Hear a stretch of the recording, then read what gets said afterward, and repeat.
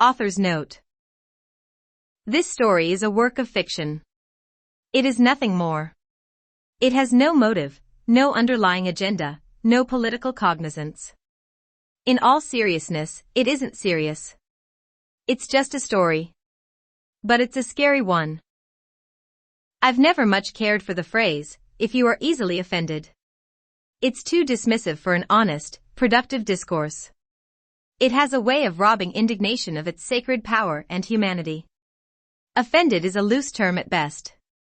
It hides behind the cowardice of semantic, slithering between the cracks of linguistic propriety like a Machiavellian serpent. Once you're offended, you're rendered incapable of defending yourself against any kind of emotional oppression. Your end of the conversation is neutered and deflated because you are just too sensitive to see things for what they really are. This is a trick.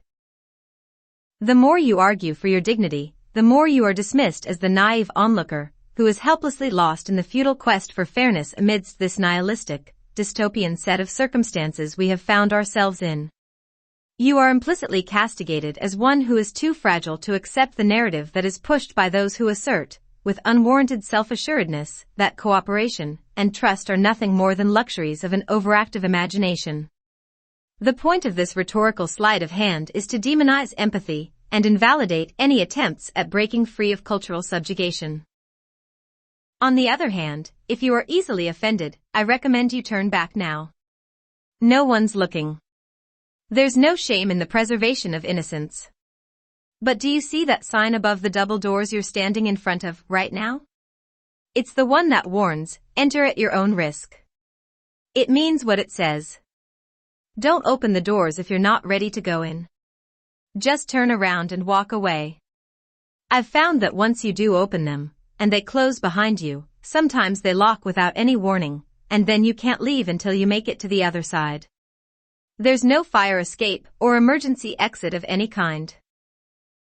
If you decide to come in anyway, try to remember that stories don't care who write them.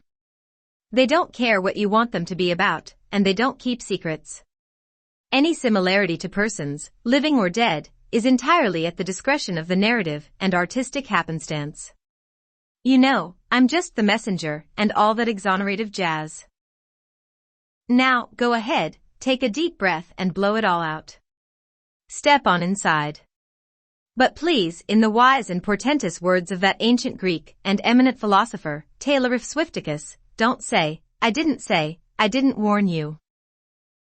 July 14, 2017 to June 10, 2021.